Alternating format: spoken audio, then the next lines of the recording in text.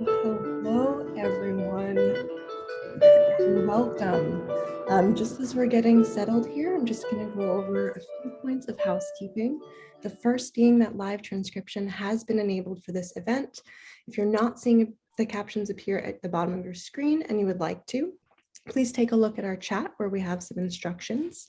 Speaking of the chat, please feel free to use it all throughout. We love active participation. And if you have any questions, please feel free to put them in there as well. If there's enough time at the end of our conversation today, we'll hopefully be able to get to some of those. Finally, please note that Brookline Booksmith does have a strict policy against bullying and abusive language and behavior. So if we did ever notice any of that, folks could be removed at our discretion. Now, hello, and welcome to this afternoon's Brookline Booksmith event, co-sponsored by the Rian Immigrant Center, Boston's Welcome Center for immigrants and refugees from around the globe. Today, we are here with poet Damian Gorman to celebrate As If I Cared, in conversation with Laura Tavares, with a special musical performance that we just enjoyed by harpist Regina Delaney. Thank you for being here with us, Regina, and for sharing that joyful, peaceful music with us. Thank you as well to Belmont Media Center for their camera and technology expertise for this event. Now, my name is Rachel, and I'm a bookseller for Brookline Booksmith in Brookline, Massachusetts. To those of you who are familiar with our event series and our store, it's wonderful to have you back. And to all of you who are here with us for the first time from near and far, welcome. We're so happy to have all of you here with us today and really appreciate your support of artists and authors and an independent bookstore by participating in an event such as this and through your purchases. Now, this afternoon, we are thrilled to have Damian and Laura here speaking with us. Moderator Laura Tavares is a longtime educator with a deep interest in the relationship between the study of the humanities, schooling, and democracy. She began her career teaching middle and high school in New York City and Boston, before joining the staff of Facing History and Ourselves, a global education nonprofit which uses the lessons of history to challenge teachers and students to stand up to bigotry and hate. Thank you for being here with us, Laura. Now, author-poet Damian Gorman is a poet and playwright, born and reared in Newcastle, County Down. His selected poems and memoir, As If I Cared, was launched in the Seamus Heaney Home Place last year and has been enthusiastically welcomed by readers and critics alike. He was invited to record 8 poems from the book for the National Poetry Archive in Dublin, among them Available Light, which was commissioned by the Rian International Immigrant Center in Boston. Thank you as well, Damian, for being here.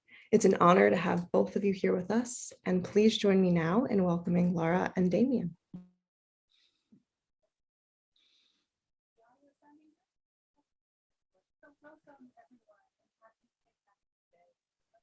Pleasure to be here in the Booksmith with you and Regina. That playing was really stunning, and thank you. And we will hear more beautiful harp music from Regina interspersed with some of the readings and conversation with Damian. So we are here in Brookline, just outside Boston, a city that has a fantastic, spirited, tremendous St. Patrick's Day celebration, one that embraces everyone in the city, including people like me who actually are not Irish. And for everyone who's joining us online today, we're really glad you're here virtually to celebrate Irish culture and music and literature, to enjoy poems and stories and conversation. I'd also like to welcome you on behalf of Ronnie Millar, the executive director of the Rian Immigrant Center, who unfortunately is celebrating St. Patrick's Day in bed with a really bad cold. He regrets that he cannot be here today because Rian was really instrumental in pulling together this event. And I'd like to say a little bit about their work. So Boston, of course, is a city that has been deeply shaped by Irish immigration. And Rian, in fact, used to be called the Irish International Immigrant Center. And its roots are in the experience of the Irish coming to Boston, and the larger Irish experience of being so often in exile, so often being newcomers, and all too often arriving in places where they were not welcome. and really the memory of that struggle, the empathy and the solidarity that it gave rise to led to the founding of the Irish International Immigrant Center, which now works with immigrants from over 126 different countries who are coming to Boston. A few years ago, they changed their name to Rian, which means bridge in Irish, and really still celebrate the Irish traditions of hospitality, of welcoming the stranger, of solidarity and social justice, which are such a beautiful and important part of Irish identity. So for anyone who'd like to learn more about their work, I encourage you to look on the website. So we too today will be exploring some of those stories of Ireland and some of the complexity around Irish history and culture and identity. And I'm so happy to be able to be in conversation with Damian Gorman, who you see on your screen, who's joining us from his home in Wales. So Damian, hi. Hello, Laura. How are you doing? Hi. Nice to see you. So as we start our conversation today, I'm thinking about your work and how much you have done to support and amplify the role of arts and culture in really nourishing communities. And I'm thinking about some really beautiful words in your book. You use this phrase, the heart's raft. And as I was listening to Regina's playing just now, I was thinking, gosh, I feel so buoyed up in that way by Regina's music. It felt like a sort of heart's raft for me. And so I wonder if you could actually talk with us a little bit about this music, which I know you had a hand in selecting. What were we listening to? And why did you choose that to lead us in today? Well, there wasn't much of that I chose, but I loved it. I was listening, thinking to myself, I imagine being able to do that. Imagine being able to conjure that up out of strings, you know. But there was a piece that I absolutely loved there, and I don't know how Regina knew that because we didn't talk about this specific piece. It's called Hugamar Hain and Saurulin.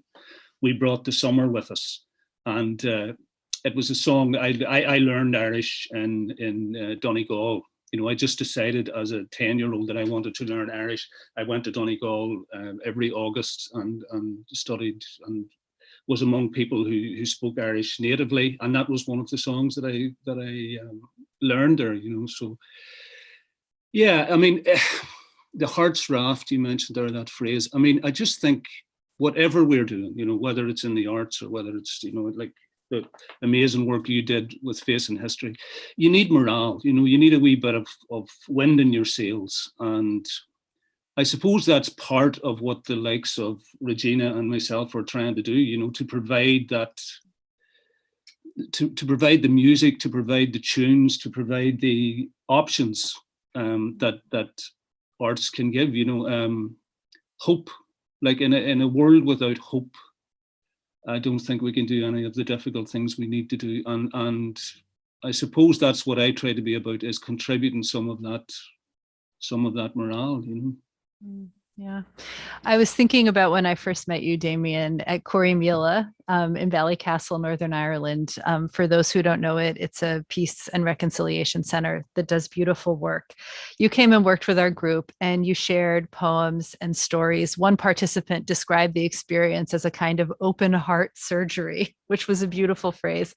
And I remember thinking, even as I was not as painful as open heart surgery, I remember thinking, even as I was listening to you, that I was feeling a little anxious about being able to hear those poems and stories and share them with others. So I was really, really happy when you published your book, As If I Cared, Poems and Other Parts of a Life. And so I think we want to get into that book now. And I know that, you know, this book traverses a lot of territory. It includes a lot of your work related to, you know, growing up during the Troubles, your efforts to deal with the legacies of that, you know, violence and loss and conflict, and also, you know, family experiences, growing up stories. There's a lot in here. I know you have some selections picked out to begin to share with us, to sort of invite us into this work a little. So I would love to turn it over to you to, you know, begin to share some readings and stories from the book.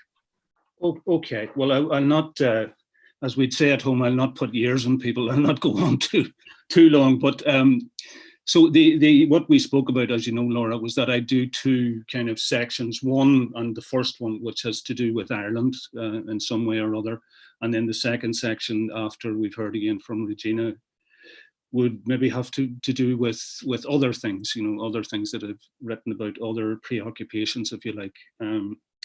So the first thing I'd like to read, with Ukraine in mind, as well as the day that's in it, and Ronnie, who you mentioned, who can't be here, which is a pity because he's a great fellow, Ronnie. Ronnie actually asked me to write this poem when he was working. Well, he still works for Rian, but then, as you said, it was called the Irish International Immigrant Centre, and he asked me if I would be interested in writing a poem that kind of advocated, rather than excused or said something small about people who have to move to a different country, and are tolerated or something like that. He said, if I asked you to do that, if we asked you to do that, to advocate the immigrant, would that appeal to you? And I said, absolutely. And we had a bit of a chat, and we thought about,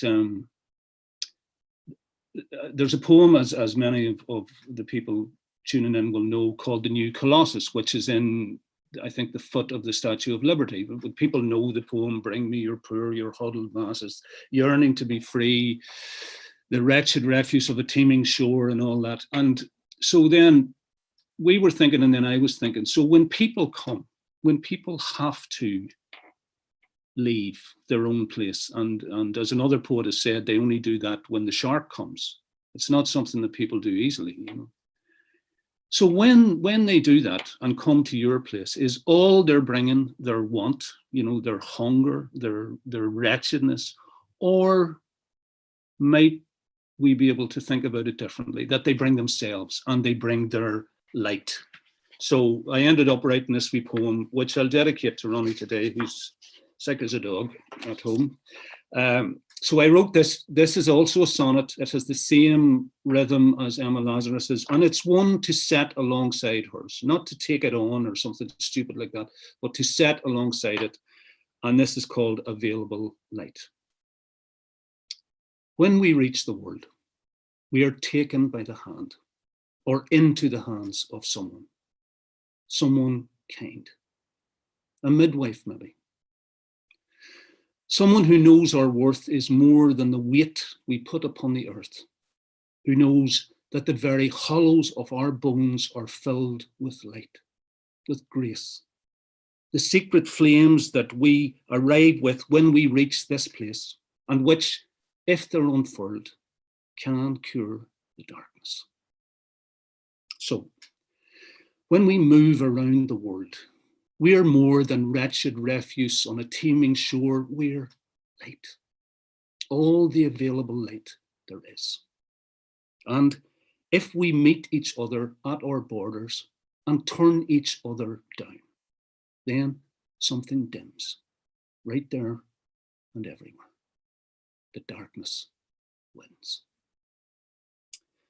So I was thinking, since we were starting there, to make the connection with Boston and with Ronnie and with Rian, and also with what's going on at the minute in the world, not only in Ukraine, but in Ukraine right now. I was thinking, with a little bit of shock, actually, that there was a year and a bit when I was a child in which I was a kind of, I and the other members of my family were kind of refugees. We bounced about. We lived in a caravan for a year. Now, my father, who, as you would know from earlier in the book, was a very, I'm trying not to use the word violent, but I don't know why I'm trying not to use it, because he was a man, as I say in the book, who believed that if there's a problem in front of you, you should flatten it. And sometimes your wife is a problem on the road in front of you, and sometimes your kids are. And this is what you do. You flatten these problems. So God rest him, that is true.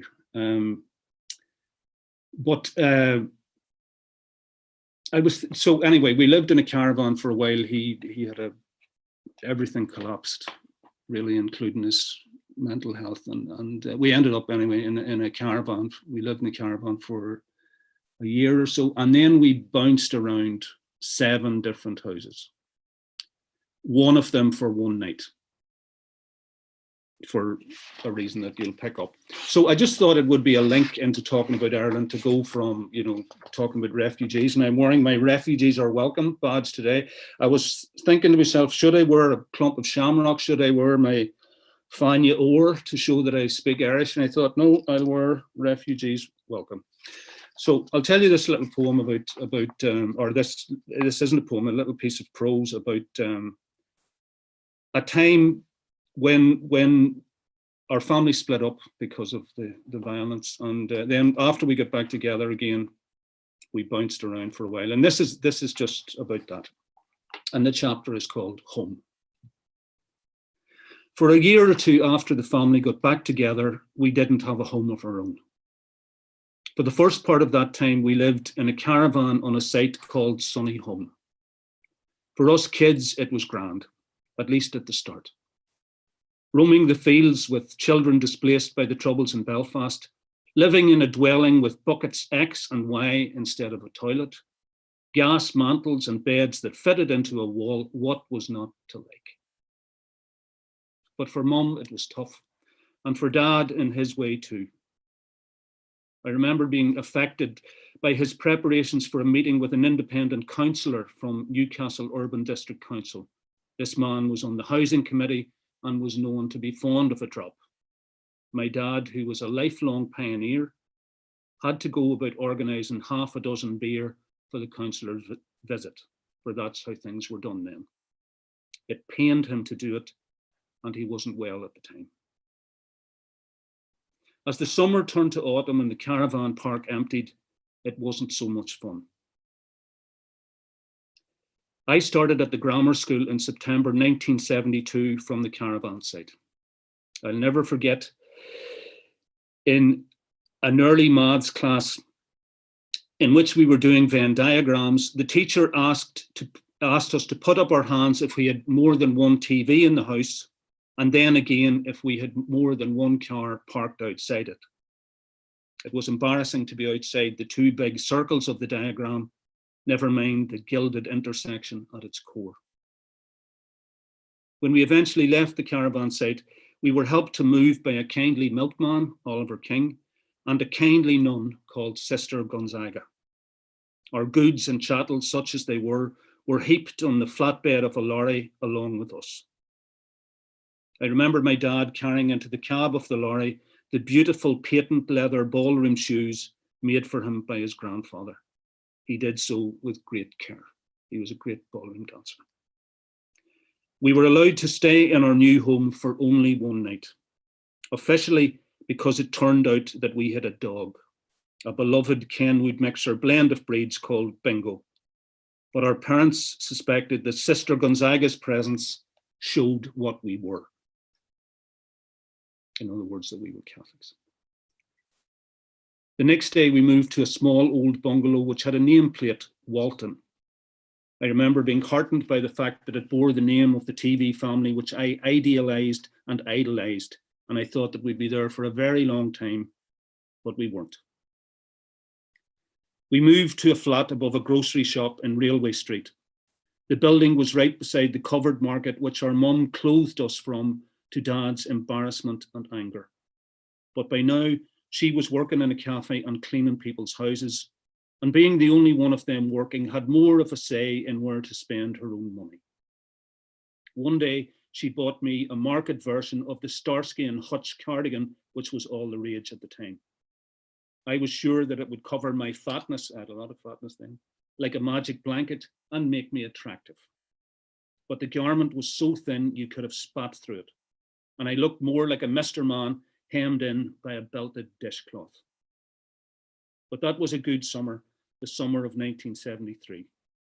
We were roaming around again in company, and the music was good. Life on Mars, You Can Do Magic, Stuck in the Middle with You, and Dancing on a Saturday Night. Again, I thought we'd be there for a long time, but we weren't.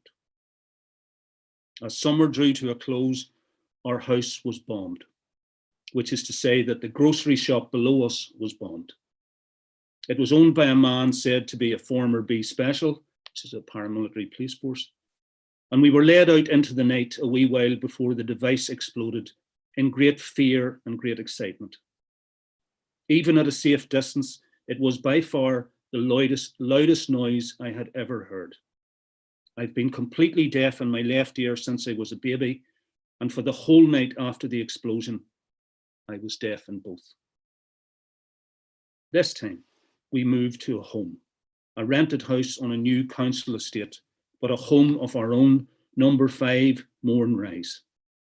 The house that we were allocated was the exact one that Dad had placed a miraculous medal in the foundations of many months before, as true as I'm sitting here. And if you don't believe me, ask Jared, Declan, Brendan, or Moya.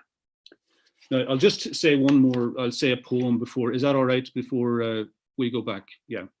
So what I want you to understand is, I mentioned just briefly that Dad used to, as we would say, lift his hand a lot, you know, and it was not the fabled odd slap that did me no harm. I mean, he could, look, I hate it whenever I hear people saying that. He hit, like, I'll just say this, he hit me so hard one time that I actually thought, this was, I was a bit older, I was in my teens, I actually thought I wasn't going to, I kind of found it, he caught me with a signet ring on the side of the head. And I actually thought I wasn't going to come back. I felt myself going away. And for a moment, I thought, God almighty, this is how I go. So that's what I'm talking about. It's not the odd clip around the ear. But here's the point. That didn't used to happen before 1969. And before 1969, the Troubles didn't used to happen. So I was a wee tote. I was a tiny wee boy trying to understand the world. And I thought this was the same thing.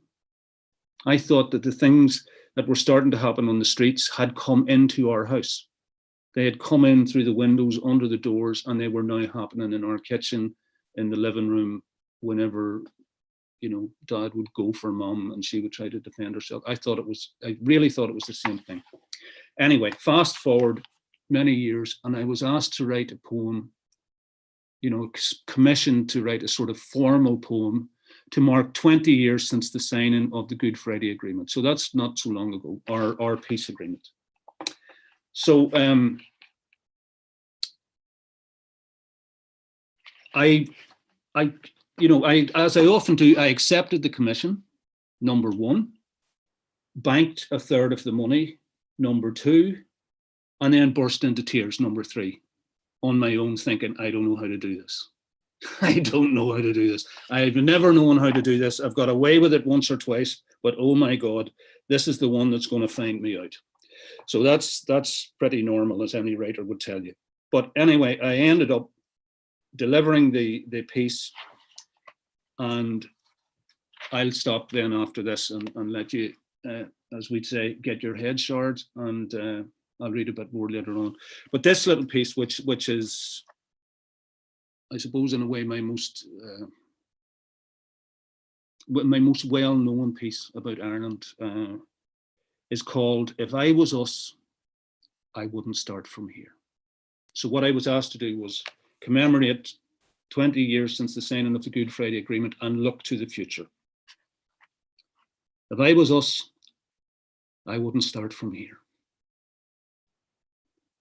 Especially in a broken home like ours, where broken floors and windows feed the cold.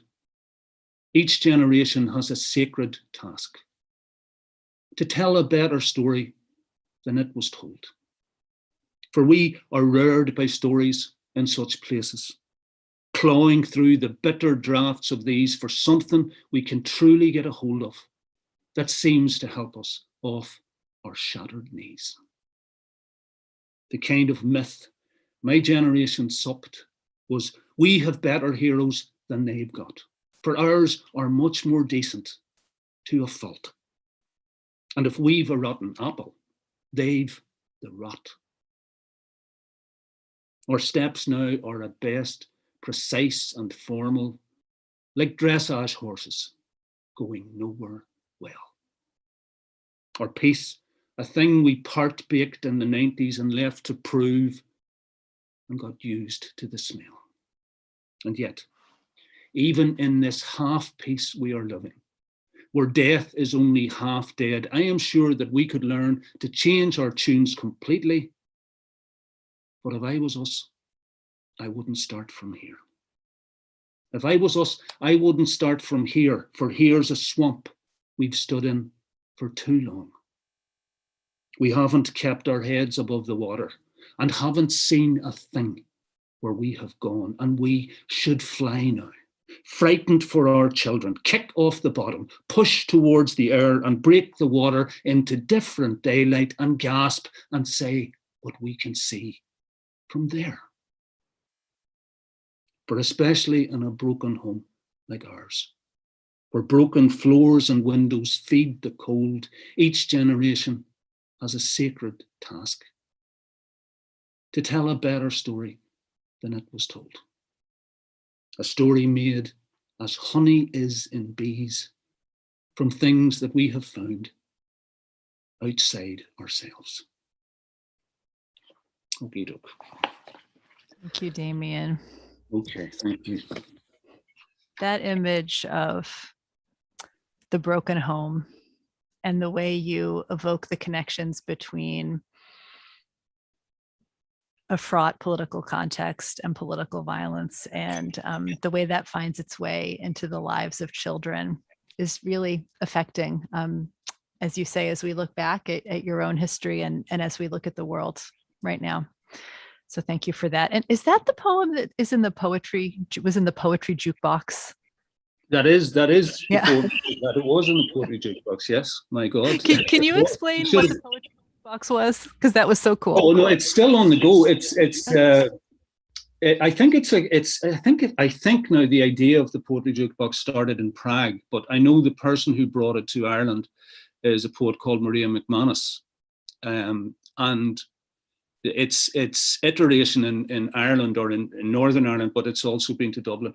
It looks beautiful. It's like it's shaped like a periscope, and it comes out of the ground like a periscope. And I suppose if you want to stay with that idea, it affords perspective and so on. Well, what it is it's what it says it is. It's a jukebox. You know, that it's always on a theme, and she curates it, or whoever curates it. It's for about 3 months or 4 months or something like that. And she commissions some and then invites other contributions, you know, from the general public or writing public or just people, you know, and you send in a recording, and so people come and they incline the ear and they pick one that they like the title of, or maybe they know the poet, or so it's great, you know. It's you know, as I think her company is called Word on the Street. So that's what it is, you know, it's word on the street. Yeah. Yeah, that's beautiful. That makes me think about, you know, that's one of the ways that we tell a better story than we were told, right? Is by putting those stories and those words out in public. Well, exactly.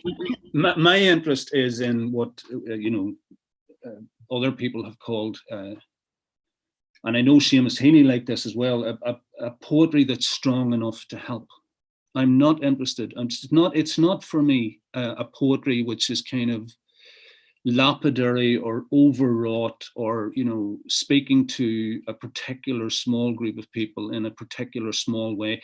That's not, you know, I'm the son of someone who cleaned houses and a fishmonger. So for me, it has to earn its place, you know, and it has to do something in the world. So there we are. Thank you.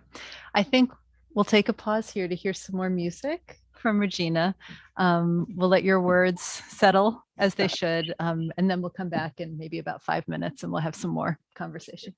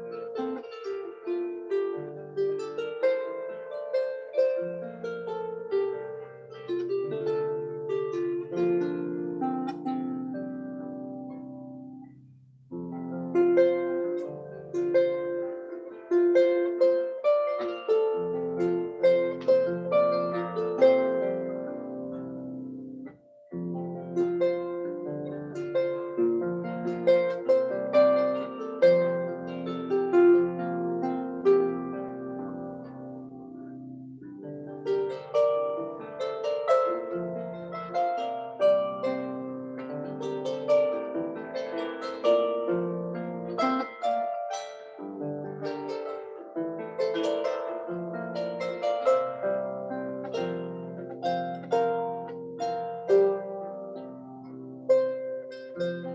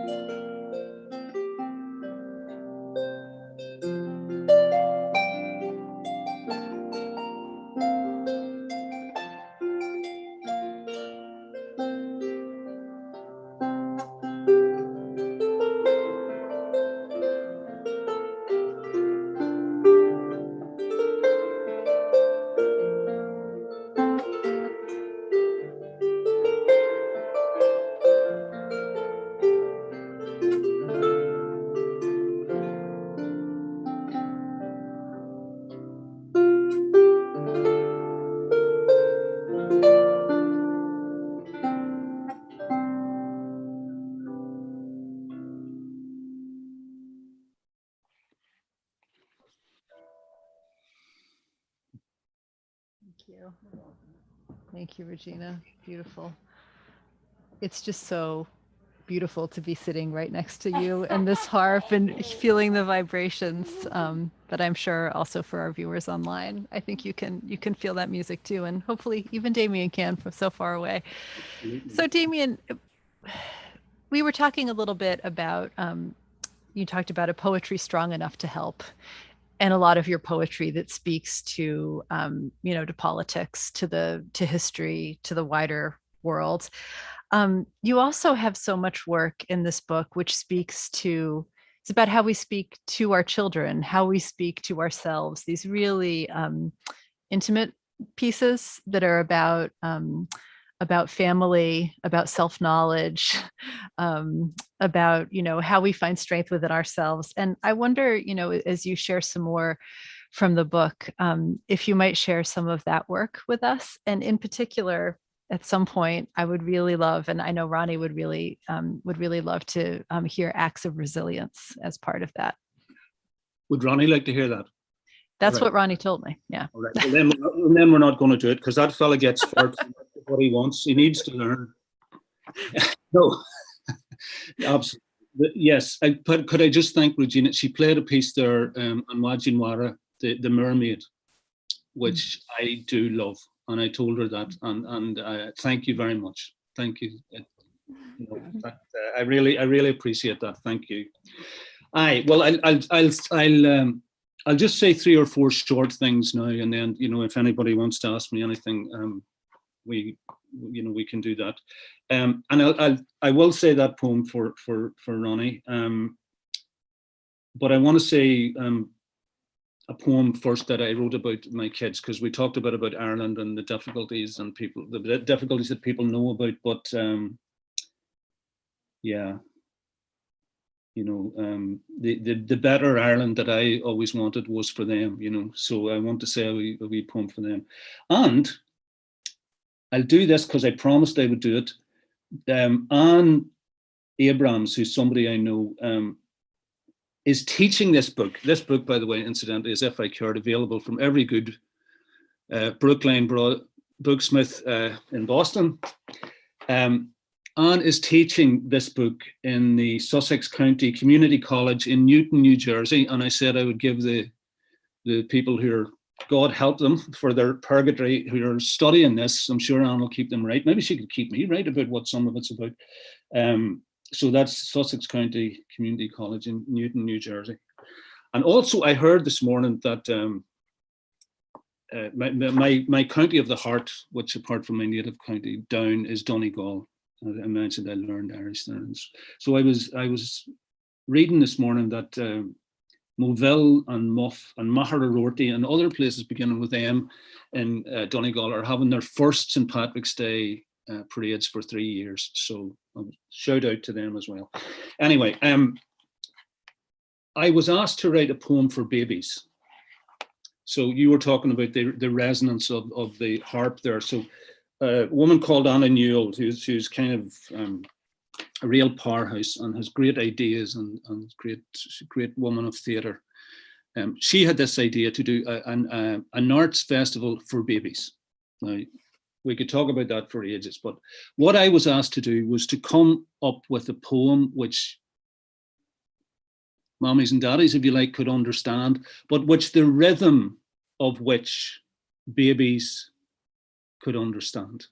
And, you know, so the book, somebody's just asked me here online, the book is called As If I Cared, Poems and Other Parts of a Life. So it's part selected poems and part memoir, As If I Cared. So anyway, I wrote this very short poem, which is called On the Night That You Were Born. And this poem was told by parents inside a tent to their babies at the entrance to the Ulster Museum. So they would sit for a while, and, you know, either there was a recording of me saying the poem, or they would read it to the babies. And this is for my two, Jack and Molly, who are now big lumps in their late 20s and 30s. This was for them, and this was the poem for the Babies Arts Festival, On the Night That You Were Born.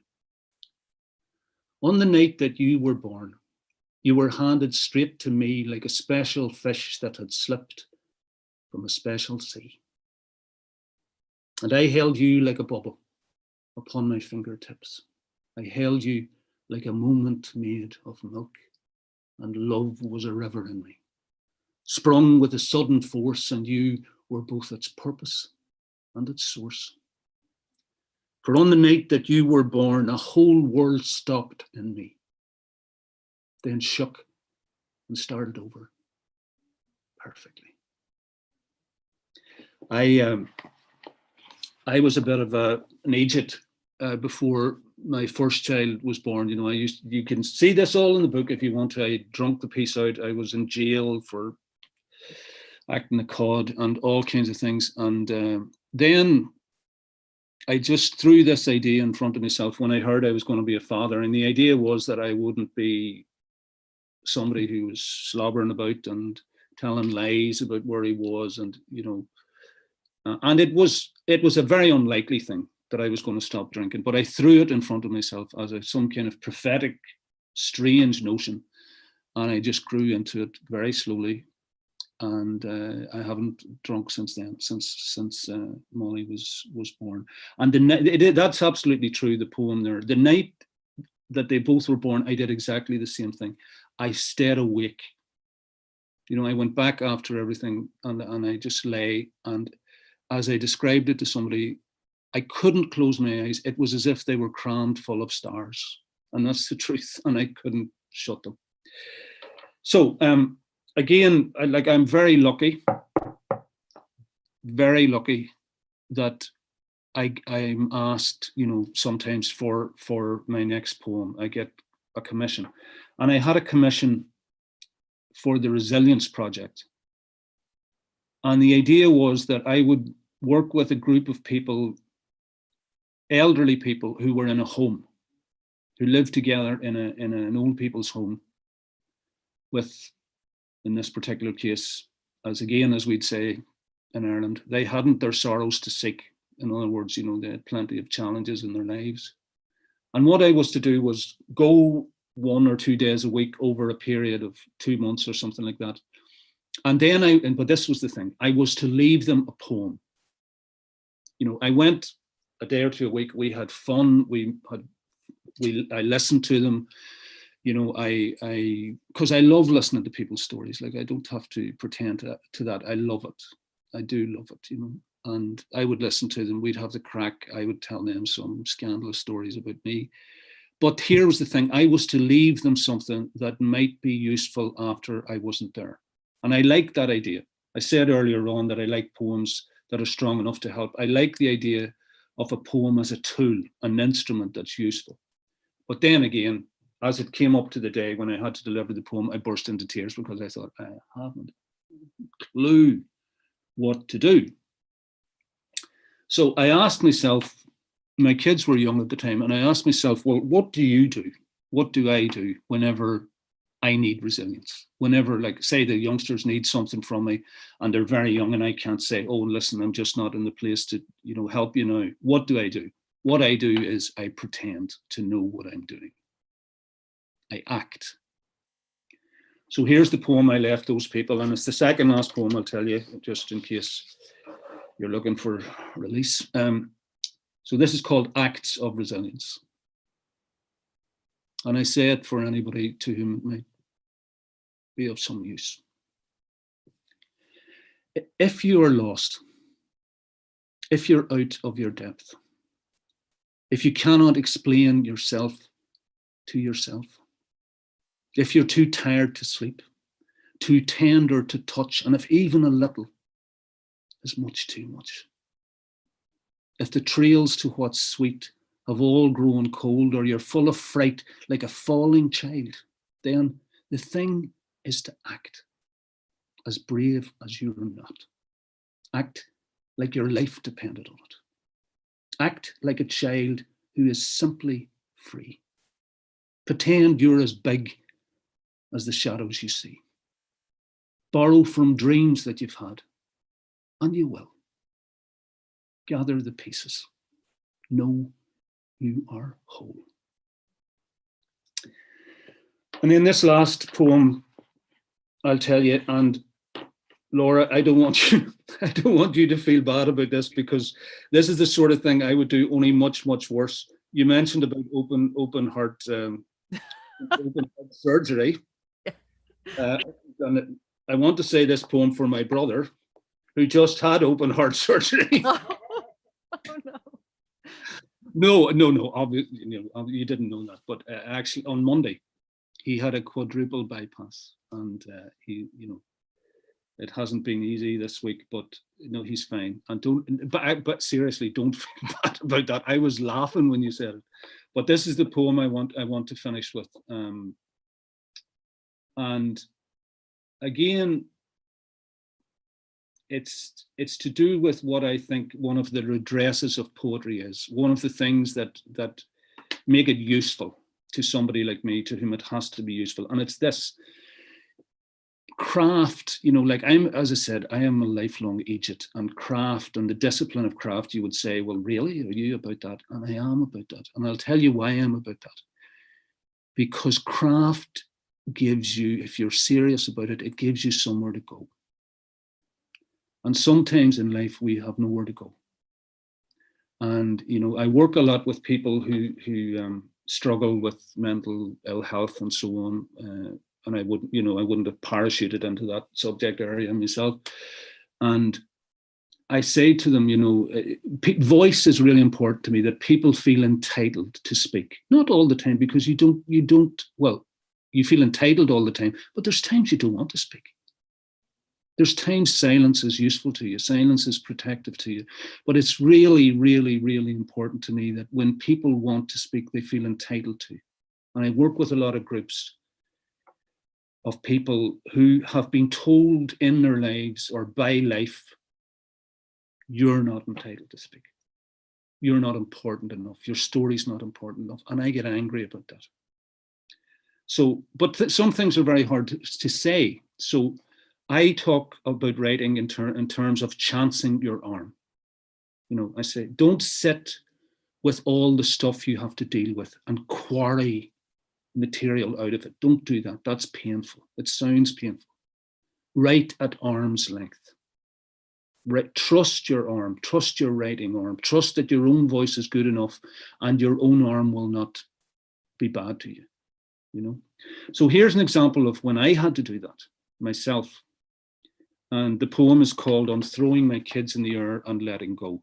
And to cut the story, the backstory down because I go on and on and on. You think I'm bad? If Ronnie Millar had been here, we would have only been starting now and we would have gone on for a weekend. You know that yourself.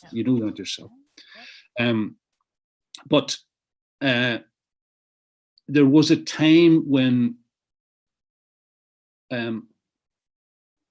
I thought, and actually my doctor thought for a while, that there was something going on in me that wasn't very good. That it wasn't, there were symptoms which were not the harbinger of anything good. And I was sent for tests and they were inconclusive and blah, blah, blah, blah. This went on for a number of months. And there was one particular set of test results which made me pull myself up and think, my God, I am going to have to have a conversation with my youngsters, who were then, adults. And the conversation is going to have to be about, that idea that I'm going to be around for a very long time and I'll be carrying on with your kids and we'll be messing about and it'll be great and all that. we're maybe going to have to think again about that, because I'm not well. Now, in the end, we didn't have to have that conversation, but I'd had the feeling, and the feeling was still in me. And because it's what I do, I had to earth it, or I had to get it out. And this is the poem I wrote. When that that thought was still washing around, I'm going to have to sit my kids down and have this conversation. So here's the poem I wrote, and it's called "On Throwing My Kids in the Air and Letting Go, and I will shut up after that." Okay. The fondest weight that I've known in my life is the weight of you two plummeting to earth. Each of you gathered in like my whole wealth, having eclipsed the sun with your whole self. And that weight, that lovely weight, that winking flight is as dear to me as anything.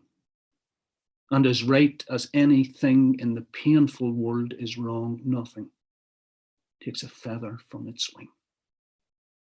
Not even the thought, which like a cat appears at odd hours of the night on silent pause, that one day the man who plucked you from the air, that I, in the way of things, will not be there. And with all my heart, I want you to make peace with that thought in your own way, and with this, that when it's your turn, you should fling me high, knowing, as I did, it will be okay. So when it's my turn for going, let me go. Let your grief be just a brief eclipse, for I'll keep going across the universe, telling the stories of you two and me, of us. I got so emotional there that I knocked the thing over. All right, I don't know how we are for time. Does anybody want to ask me anything or say anything, or?